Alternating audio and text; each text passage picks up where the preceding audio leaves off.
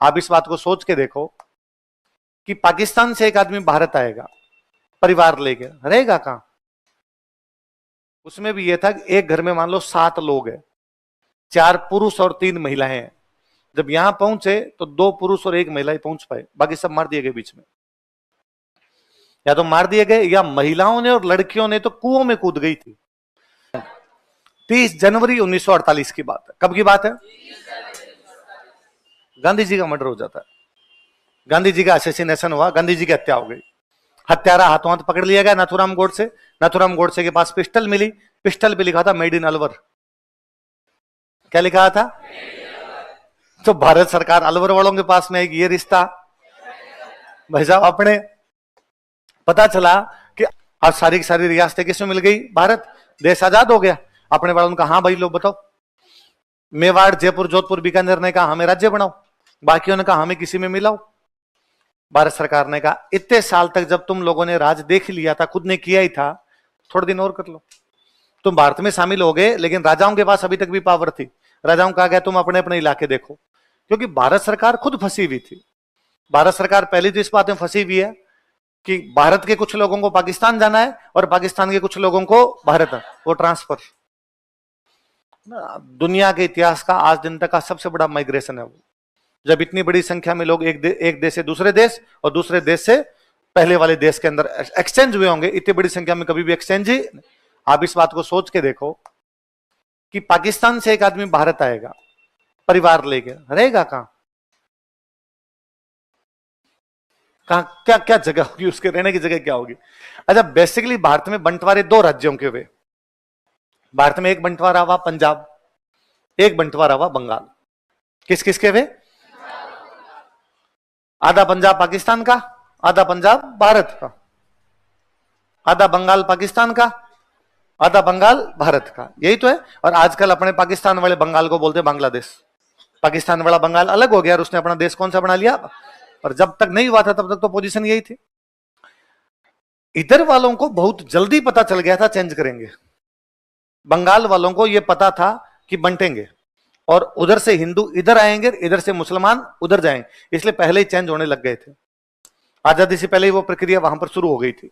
और सिंपल सा है कि बांग्लादेश का एक हिंदू इधर आ गया, पश्चिम बंगाल आ गया, अपने तो अपना घर खाली करके आया, तो पश्चिम बंगाल का मुसलमान उधर गया तो उसके घर में रुक गया, आपस में हो गए। ये क्या, ये पंजाब में भी मोटा मोटा था, पर पंजाब में अचानक कहा था कि आपको चेंज करना पड़ेगा, इसलिए पंजाब में मारकाट बहुत मची। अब गदर गदर जो मूवी है तो उसके शुरुआत के सीन देखिए 4-5 मिनट के, तो 4-5 मिनट के सीन क्या है? एक ट्रेन लाश से भरी हुई जाती है, डेड बॉडी से भरी हुई वापस आती है, यही तो है। तो उधर अचानक हुआ तो अचानक हुआ तो, पर फिर भी मोटा मोटा ये था कि उधर से लोग इधर आए तो उनको इधर घर खेत मिल गए, इधर से लोग उधर गए तो उनको घर खेत मिल गए। पर फिर भी कौन से घर में कौन रहेगा ये तो भारत सरकार ही तय करेगी।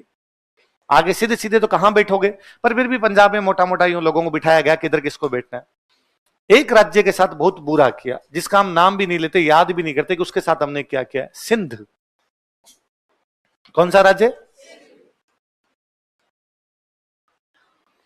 पंजाब और बंगाल में तो था कि पंजाब आधा उधर जाएगा आधा इधर आएगा, बंगाल आधा उधर जाएगा आधा उधर जाएगा। अचानक एक एंड टाइम पर कहा गया सिंध पूरा उधर जाएगा। इसलिए सिंध के लोगों को तो ये पता ही नहीं चला कि यार हमें क्या करना है। अचानक सिंध के लोगों को कहा गया भागो, इसलिए सिंध के लोग भागे। सिंध के लोग जो भारत आए वो सिंधी, सिंध के लोग जो भारत आए वो। अब आ तो गए, इनको कहां रखें, इसलिए भारत सरकार इनके लगाए कैंप। क्या लगाए? कैंप। तंबू लगा लगा के बिठाए, इसलिए जगह का नाम है सिंधी कैंप। आज भी जगह है, बस स्टैंड का नाम क्या आपके? तो यहां पे कभी सिंधियों के कैंप थे। तो आना, सिंधियों की तो उस समय की हालत पढ़ लो तो आदमी को रोना आ जाए। सिंधी सबसे अधिक पैसे वाले लोग थे भारत में, बड़ी बड़ी दुकानें थी उधर उनकी। कराची, सिंध की राजधानी कौन सी थी? कराची। बहुत पैसे वाले लोग थे वो। अचानक उनको कहा गया अब भाग जाओ इंडिया की तरफ। आदमी जान बचा के भागेगा, पैसे तो कैसे लेके आएगा, तो वहां से भागे जान बचा के। उसमें भी यह था कि एक घर में मान लो 7 लोग हैं, 4 पुरुष और 3 महिलाएं हैं। जब यहां पहुंचे तो 2 पुरुष और 1 महिला ही पहुंच पाए, बाकी सब मार दिए गए बीच में। या तो मार दिए गए या महिलाओं ने और लड़कियों ने तो कुओं में कूद गई थी। भाई हम तुम्हारे साथ जाएंगी तो हमारे चक्कर में तुम पर हमले होंगे, हम मर जाती हैं तुम भाग जाओ यहां से। कुछ भी नहीं, खाली झोले ले लेके वहां से आए थे। पर आप सिंधियों की जीवटता देखिए कभी। उन्होंने कैंप में रहे, वो थोड़े दिनों में थोड़ी स्थितियां सामान्य होगी तो छोटे मोटे काम करने शुरू किए होंगे। किसी ने आलू बेचने शुरू किए होंगे, किसी ने कोई मसाले बेचने शुरू किए होंगे। आज सारे के सारे सिंधी पैसे वाले हैं। कोई समाज मेहनत के दम पर क्या कर सकता है उसका बेहतरीन एग्जाम्पल है। मैं कहूं ऐसा अपने साथ होना, आप बाकी छोड़ो, आपकी कोई नोट्स लेके भाग जाए ना, खाली नोट्स, तो 4 दिन रो है मेरे नोट्स गए, मेरी कॉपी पता नहीं कौन ले गया सर, अब मेरा जीवन में क्या होगा। तो लगता है यार सिंधियों से कितना कुछ सीखा जा सकता है। आपको एक भी सिंधी गांव में नहीं मिलेगा। लालवाणी, केसवाणी, है ना, चंदवाणी, इस प्रकार की जो भी जातियां सारी शहर में मिलेगी। आपको कभी नहीं मिलेगा सिंधियों के खेत है।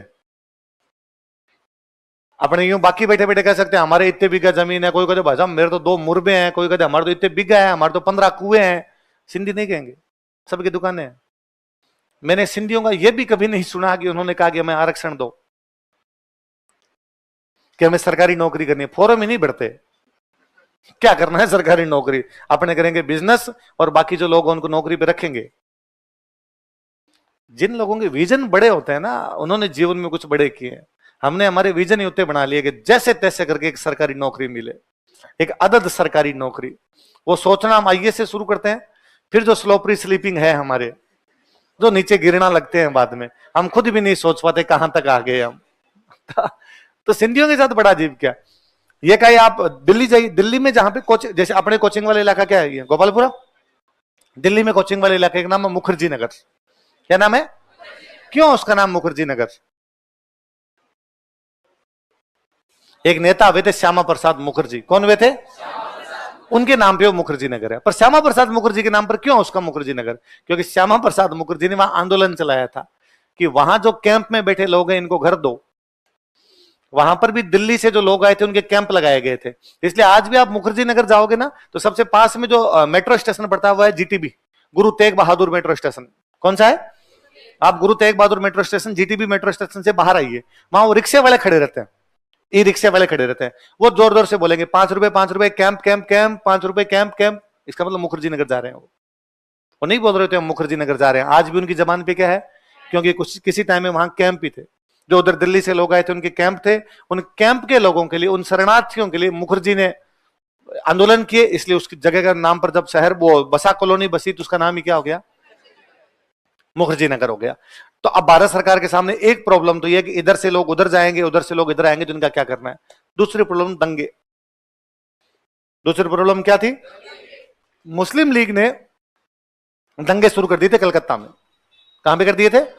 कलकत्ता में मुस्लिम लीग दंगे शुरू कर गई थी। उनका असर बड़ा हुआ। फिर मुस्लिम लीग ने दंगे शुरू किए, वहां मुसलमान ज्यादा थे इसलिए हिंदुओं पर अत्याचार हुए।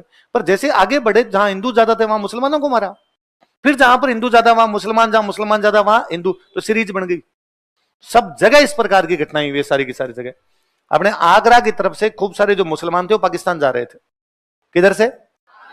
कहां जा रहे थे? पाकिस्तान। रास्ता ये होगा अपने जयपुर के अंदर से, आगरा से जयपुर होके जाएंगे। तब अपने जयपुर का राजा सवाई मान सिंह कौन है? अब जब जाने वाले लोग होते हैं वो बोले किसी धर्म के, किसी जाति के, महिलाएं बच्चे सब होंगे। और इस प्रकार की चीजों में सबसे ज्यादा नुकसान महिलाएं और बच्चे उठाते हैं। तो महिलाएं, बच्चे, लोग भागते हुए जा रहे हैं। तो जयपुर के राजा ने कहा भाई क्यों भाग रहे हो, किधर जा रहे हो? पाकिस्तान जाएंगे, पीछे से लोग लगे हुए मारेंगे। तो उनका तुम आगरा क्रॉस चुके हो, जयपुर है और जयपुर में मेरा राज है, पर मेरे राज्य में कोई किसी को हाथ लगा नहीं सकता, तुम यहां रुक जाओ। साहब यहां मार देंगे, पीछे वाले आगे। उसने कहा ऐसे कैसे मार देंगे, मेरे राज्य के अंदर मैं हाथ ही नहीं लगाने दूंगा, तुम यहीं रुको सारे के सारे। इसलिए खूब सारे लोगों को यहां रुका। इसलिए कॉलोनी का नाम है रामगंज। जयपुर में कॉलोनी का नाम क्या है? कॉलोनी मुसलमानों की पूरी। रामगंज में पूरे के पूरे मुसलमान, पर कॉलोनी का नाम क्या है? जयपुर के राजा की बसाई हुई कॉलोनी, राम जी के नाम पर बसा ली। इसलिए क्या हो गया, तो ये एक तो ट्रांसफर वाला और एक दंगों वाले, दो मामले चल रहे थे। इसलिए भारत सरकार ने राजाओं को कहा कि कुछ दिनों तक तुम अपने पास में कंट्रोल रखो, धीरे धीरे हम कंट्रोल तुमसे ले लेंगे। भारत सरकार ने इनके साथ कोई छेड़छाड़ नहीं की। भरतपुर में अपने एक राजा ब्रजेंद्र सिंह जी, क्या नाम है? बड़े इंटेलिजेंट आदमी हुए। भारत सरकार को ब्रजेंद्र सिंह जी के खिलाफ 2 शिकायतें मिली। एक शिकायत ब्रजेंद्र सिंह जी के खिलाफ यह मिली कि 15 अगस्त 1947 को जब देश की आजादी का झंडा फहराया गया तो भरतपुर में नहीं फहराया गया, बाकी जगह फहराया गया, लेकिन भरतपुर में भरतपुर ने कहा भाई हम तो भरतपुर का झंडा फहराएंगे, भारत का झंडा फहराएंगे। ये शिकायत मिली उनको। एक शिकायत ये मिली कि भरतपुर में हिंदू मुस्लिम दंगे हुए हैं, उसमें मुसलमानों को ज्यादा नुकसान हुआ है, राज्य ने उन मुसलमानों को बचाने का प्रयास ही नहीं किया। वल्लभ भाई पटेल ने बुलाया ब्रजेंद्र सिंह जी को, बुलाकर भाई आपके खिलाफ शिकायत है। ब्रजेंद्र सिंह जी ने कहा भाई जहां तक पहली शिकायत है, हमने भारत का झंडा फहराया है। अब किसी दूर दराज के गांव में झंडा नहीं फहर पाया तो मुझे पता नहीं, बाकी हमने सब जगह भारत के झंडे फहराए। जब हम भारत में साइन कर चुके हैं तो क्यों नहीं फहराएंगे। और जहां तक बात है दंगों में नुकसान पहुंचने की, तो पूरे भारत में दंगे हैं, कहीं पर हिंदुओं को ज्यादा नुकसान और कहीं पर मुसलमानों का। आप कह रहे हो कि भरतपुर में मुसलमानों को नुकसान हो, उसका जिम्मेदार मैं हुआ हूं, तो फिर भारत में जहां बाकी दंगे में उसके जिम्मेदार नेहरू जी वल्लभ भाई पटेल है। और यदि आपको यह लगता है कि मैं नहीं संभाल पाऊंगा तो रखो न तुम्हारे कागज पानड़े, हमने तो कभी साइन कर दिए। हमने कब कहा था हमें रखने, हमने साइन कर दिए। आपने कहा था कंट्रोल खुद के पास रखो, तुम रख लो। तो भरतपुर राजा साहब अपना कंट्रोल किसको दे के आगे? भारत सरकार। किसको? तो भारत सरकार ने भरतपुर का कंट्रोल जल्दी अपने हाथ में ले लिया था और एक व्यक्ति को भरतपुर में अपनी तरफ से भेज दिया था, एसएन सप्रू। देश आजाद कब हुआ? क्या तारीख थी? 15 अगस्त 1947। कंट्रोल अभी तक किसके पास में पड़ा है? राजाओं। 30 जनवरी 1948 की बात है। कब की बात है? गांधी जी का मर्डर हो जाता है, गांधी जी का असैसिनेशन हुआ, गांधी जी की हत्या हो गई। हत्यारा हाथों हाथ पकड़ लिया गया नाथूराम गोडसे। नाथूराम गोडसे के पास पिस्टल मिली, पिस्टल पे लिखा था मेड इन अलवर। क्या लिखा था? तो भारत सरकार अलवर वालों के पास में ये रिश्ता भाई साहब अपने। पता चला कि अलवर के प्रधानमंत्री के नाम है वीएन खरे। क्या नाम है? और वीएन खरे और नाथूराम गोडसे की मुलाकात हुई, तो वीएन खरे को गिरफ्तार कर लिया गया। तो किसी ने कहा जब प्रधानमंत्री को यह बात पता हो सकती है फिर तो राजा को भी पता है। महाराजा का नाम था तेज सिंह। क्या नाम था? तो तेज सिंह को भी गिरफ्तार कर लिया गया और कहा गया जब तक मामले का अंतिम नतीजा नहीं आता तब तक तुम दोनों नजर बंद हो। हालांकि जब अंतिम नतीजा आया तब पता चला इनको तो पता ही नहीं था, दोनों को घटना की कोई भी जानकारी नहीं। पर अलवर के राजा को जब गिरफ्तार कर लिया तो अलवर का कंट्रोल भी किसके पास? भारत सरकार। तो भारत सरकार ने 2 रियासतों का कंट्रोल अपने पास ले लिया था पहले। कौन कौन सी? भरतपुर और अलवर। देखो आपको याद हो तो देखो हमने पढ़ा था कि भारत छोड़ो आंदोलन हुआ था। हालांकि हमने पढ़ा कि अलवर प्रजा मंडल ने भारत छोड़ो आंदोलन में भाग गए। पर जब मैंने भारत छोड़ो आंदोलन मैंने समझाया था थोड़ा, तब मैंने कहा था गांधी जी का भाषण था कि किसान अपनी खेती छोड़ के आंदोलन में आ जाओ, मजदूर अपनी फैक्ट्री छोड़ के आंदोलन में आ जाओ, विद्यार्थी स्कूल और कॉलेज छोड़ के आंदोलन में आ जाओ, सेना और पुलिस अपनी नौकरी छोड़ के आंदोलन में आ जाओ, वकील अपनी वकालत छोड़ के आंदोलन में। तो अलवर में किसी वकील ने वकालत छोड़ी थी, वो वकील कौन थे? कौन से आंदोलन के समय? लिखो भारत छोड़ो आंदोलन जब हुआ था ना तो गांधी जी एक नारा दे गए थे, करो या मरो। क्या दे गए? तो लोगों को लगा कि करो या मरो का मतलब है मरो या मारो। तो जनता ने मारना शुरू कर दिया। जब मारना शुरू कर दिया, गांधी जी 8 अगस्त को आंदोलन शुरू होता है, 9 अगस्त को सुबह 4 बजे गांधी जी गिरफ्तार कर लिए गए थे। तो गांधी जी बंद है पूना की जेल में। कहां पर है? और अंग्रेजों ने आरोप लगाया कि ये बाहर दंगे हो गए, बाहर जो अंग्रेजों को जो सरकारी कर्मचारी दिखे जनता ने उसको मारना शुरू कर दिया, अंग्रेज दिखे जनता ने उनको मारना शुरू कर दिया। रेलवे की वो पटरियां तोड़ दी गई, टेलीफोन के तार तोड़ दिए गए सब जगह। तो अंग्रेजों ने कहा ये सब गांधी जी करवा रहे हैं। कौन करवा रहे? बापू ने कहा मेरा पूरा जीवन नॉन वायलेंस, अहिंसा, और मैं ऐसा काम करवा। आप ही तो क्या कहते करो या मरो। तो गांधी जी ने कहा मैंने ये कहा था करो या मरो, लोगों ने इसको यही समझा है मरो या मारो, कि या तो करेंगे मतलब मार देंगे या मर जाएंगे। तो गांधी जी ने कहा नहीं, मेरा कहने का मतलब यह था हम आंदोलन करेंगे और आजादी दिलवाएंगे, और आजादी नहीं मिली तो मर जाएंगे, इसमें मारो कहां है। और आपने मेरे पे झूठा आरोप लगाया तो मैं भूख हड़ताल करूंगा। क्या करूंगा? तो गांधी जी ने कहा कि जेल में भूख हड़ताल की? पूना। गांधी जी के पक्ष में शोभाराम कमावत ने 13 दिन का उपवास रखा था। कितने दिन का?